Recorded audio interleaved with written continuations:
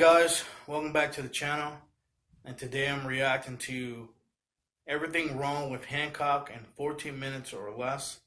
I personally enjoyed Hancock, but we're going to see what these guys think. Let's check it out right now.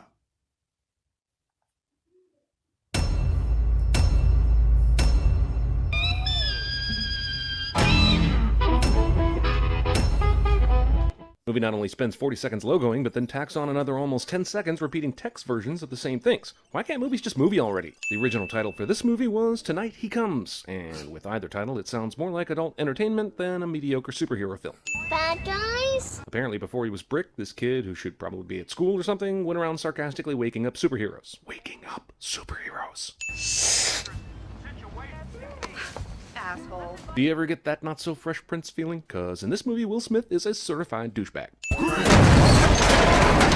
Movie has to establish that Hancock doesn't give a shit, but he's avoiding everything else that's been in his way up to this point. So why wouldn't he fly over or under the interstate sign that he could have easily avoided? Hey, all right.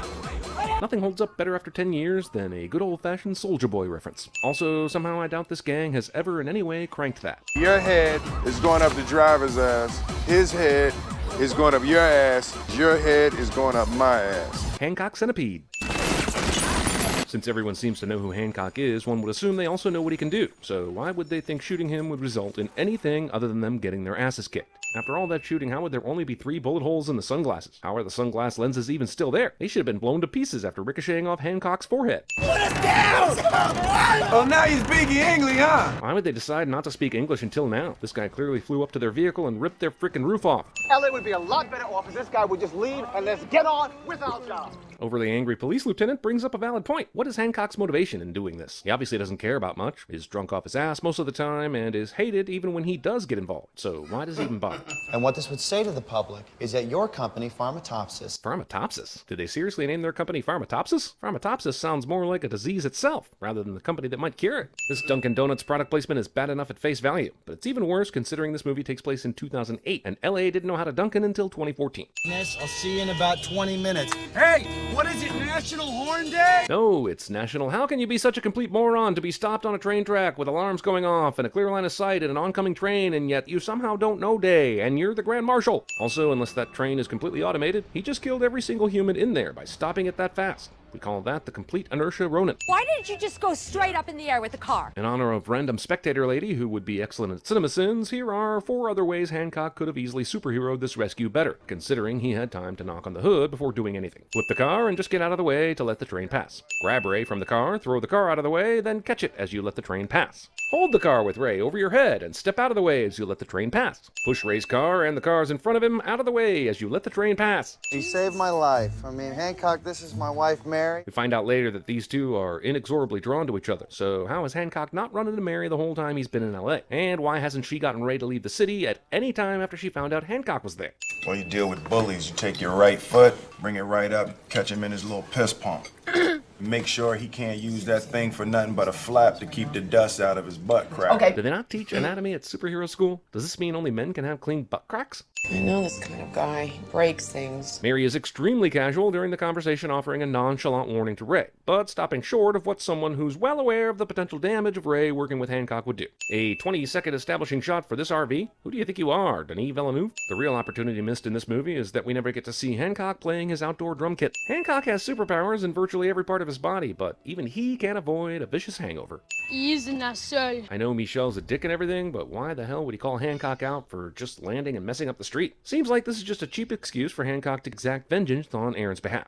Also, the kids are the only ones on the street, so none of the adults in the houses nearby heard the comet-like landing. Asshole. Call me an asshole one more time. In Michelle's defense, I think this is just how all French people greet Americans. Seriously, this kid survives this. All right, how about this? This is Walter, the gray whale. Everybody remembers him. Non-buffering 2008 era HD YouTube. I don't care how strong you are, unless Walter the whale already had rigor mortis set in. There's no possible way to get a giant whale airborne by its extremely flexible whale tail. It's a simple matter of weight ratios. Also, whoever shot this video has perfect zooming and tracking skills. Well, it's not a crime to be an asshole, but it's very counterproductive. We beg to differ. What springs to mind when you see this? Homo. What about that? Homo and red. Norwegian homo. That's Norwegian homophobist. The law is the law, Mr. Hancock, and you are not above it. Theft, and now this. Nancy Grace position. Life here can be difficult for me. After all, I'm the only one of my kind. I mean, could the movie foreshadow this obvious plot twist any harder? Okay, fine, they don't like him because he put them in prison, but in what universe does it make sense to Hancock block him here? Since, you know, he's a freaking superhero, right? So at least one of these dickheads are dead, right? Did you shove a man's head up another man's ass? But apparently Hancock faced no repercussions for this action. I know he's a superhero and this is an unusual situation, but can the movie at least pretend to jail correctly? Why do you always laugh? Picturing you looking at the mirror. Yeah, but every time. The movie has time for this? Why is Ray constantly allowed to visit Hancock? It's not like he's his lawyer or anything. He's a fucking PR consultant. No ball thrown from that distance would hit the rim and circle around it like that. That's a miss. Also, if he's this accurate, shouldn't that shot just go straight through? Why is Discount Deadshot even hitting the rim in the first place? Good. This Sesame Streeting goes on for some time. Jail watch day 5, and true to his word, Hancock remains incarcerated. Meanwhile, crime is still on the rise. Considering no criminal seems to be intimidated by Hancock at all, I'm not sure how crime was ever down in the first place. Mary is still acutely aware about the danger of her being around Hancock, but goes out of her way to make this visit to the jail. This movie is Rocky IVing and Cars 3ing it up all over the place with these fucking montages, and what it's not doing is fucking Hancocking. So, has there even been a trial scheduled? Hancock turned himself in, but he hasn't been sentenced or anything. Shouldn't he be talking to an actual lawyer instead of Ray?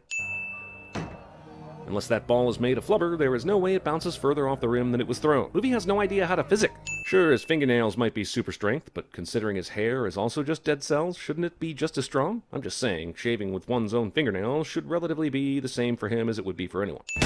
If this was already to this level of bad, then how did Hancock have time to shave? Were these bank robbers always planning on a standoff? It looks like they brought heavy artillery, massive cases of ammo, and an explosive vest for every hostage. If you have to rent a U-Haul for your bank robbery, you're doing it wrong. Granted, Hancock is impervious to bullets, but why is his uniform? We already saw that his sunglasses could get shot up, and his clothes could burn. If this standoff has been going on a while, how are there still FBI agents running through the line of fire? Shouldn't everyone either be dead, safe, or pinned down by now? He's on the move! Just pack up and leave, man. Honestly, Hancock is taking so fucking long to save the day that these assholes could be 5 miles away before he even gets to the bank. Why does just one dude get the mask?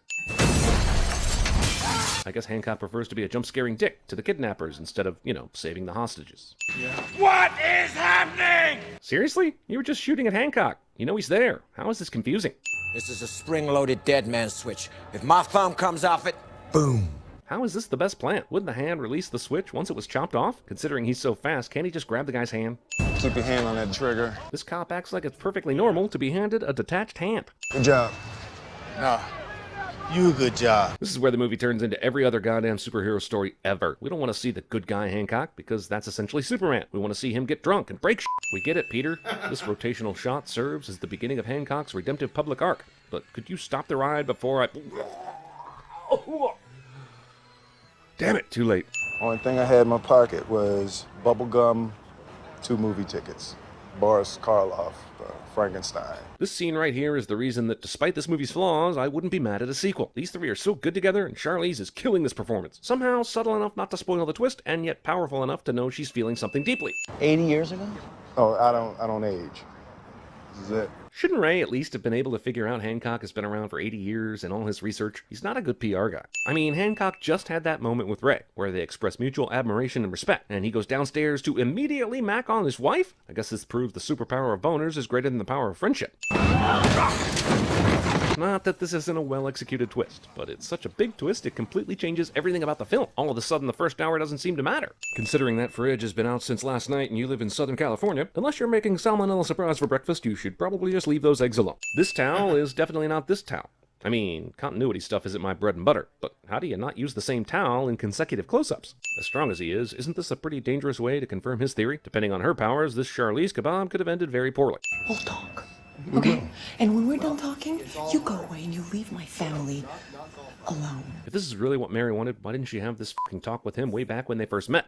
Mary's flip-flopping on Hancock is the most annoying part of this movie. My place at 4 o'clock. Whatever. Let's not exchange useful information, like where Hancock's place is located. We're gonna go find Hancock and get your power back. The movie really should have gone back to the drawing board and figured out some more interesting villains than these three assholes. How did no one see Mary flying all the way from the suburbs to Hancock's place? So Mary's superhero uniform is basically super smoky eyeshadow? Who are we? Gods, angels. Different cultures call us by different names. Basically whatever their word for asshole is. What is this? Not that popping popcorn isn't a cool superpower or anything, but why does he have this many containers of Jiffy Pop just sitting out on the counter? We're brother and sister. No. Sisters don't kiss brothers the way you kissed me last night. First off, the kiss last night lasted for a fraction of a second, which would be exactly how sisters kiss brothers. Also, why the did Mary even tell him this lie in the first place? Doesn't do anything to lessen his curiosity, and actually causes all the bullshit that happens at the end of the movie. Would it have been really worse to say that they were previously married? You stay away from me and my family. You are not gonna do this to me again! Pretty sure Mary is outed at this point, so this threat rings a little hollow. Call me crazy one more time. So crazy for Mary and asshole for Hancock? Did each deity come pre-installed with their own not safe word? Listen to me. I am sorry. Look at me. I'm sorry. Well, this relationship went from unknown to traumatic quickly. Why have we been spending over an hour on Hancock the PR project when we could have been exploring this? So, which is less believable? That they just happened to land right next to Ray's building, or that they would be able to clearly see him all the way up there? This is very hard to explain. Well then, maybe you should have started before the last 20 minutes of the movie. We're drawn to each other. No matter how far I run, he's always there. He finds me. It's physics. Physics? Sounds more like metaphysics to me. Or a legendary tale of old. Or plot convenience. Yeah, definitely that last one. You know what this movie could use? Another huge game-changing plot twist with just 15 minutes left. Also, I know we find out that his powers lessen because of his proximity to Goddess Theron, but even if it's somewhat progressive, he literally just crashed through a building earlier that day. How did that not even injure him? Also, shouldn't all his powers be affected? Why was he able to throw that guy across the room so easily? Or Zagnut missile that other guy's face? You would think after being alive all these centuries, Mary would have learned to cook something other than spaghetti and meatballs. You're becoming mortal. It's never happened this fast before. And why is that exactly? Seriously, the end of this movie brings up way too many questions that it doesn't have time to answer.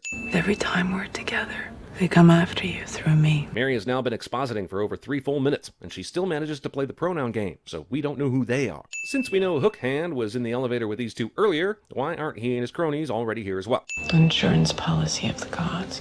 Keep one alive. You.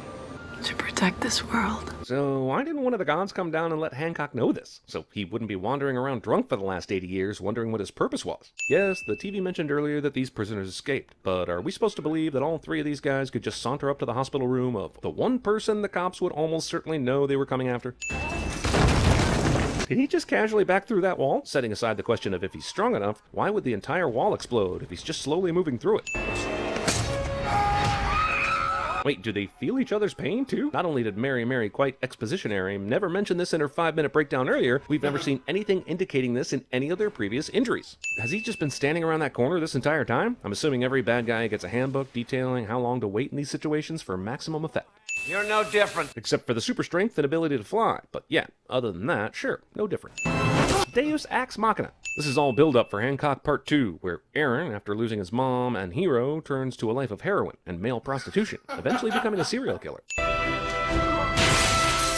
The goal is to get away from Mary so she can recover? Might I suggest the stairs? I hear there are fewer buses. Also, why does this even work? Mary was nowhere near Hancock when he got shot at the plot convenience store earlier, so immediate proximity shouldn't really be the key. What about Attila the Hun? Completely cross-eyed. Queen Elizabeth? Just because you've been around a while, it doesn't mean you would have met every single famous person, unless you're the Doctor or Bill and Ted. The original inspiration for Rian Johnson's Salt Planet is revealed. Cool, an eagle, which we still don't know the significance of, or who's trying to kill them, or how the other pairs die. Perhaps we could have answered some of these questions instead of spending the first hour of the movie worried about drunk Fresh Prince.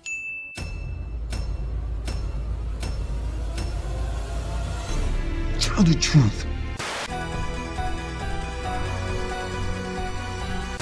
After all, I'm the only one of my kind. No, there is another. I regret nothing. Chilling out, maxing, relaxing, all cool and all shooting some b-ball outside of the school.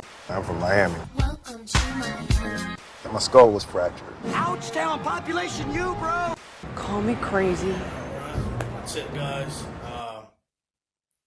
It was very hilarious. A lot of things they didn't get right. I really didn't look at it that way when I did watch the movie. But let me know what you guys think. Leave a comment. Leave a like, subscribe. And if you want to see more of these reactions, just let me know. Hope you guys just enjoy it. So let me know what you guys think in the comments. And you guys have a good one. God bless. Bye.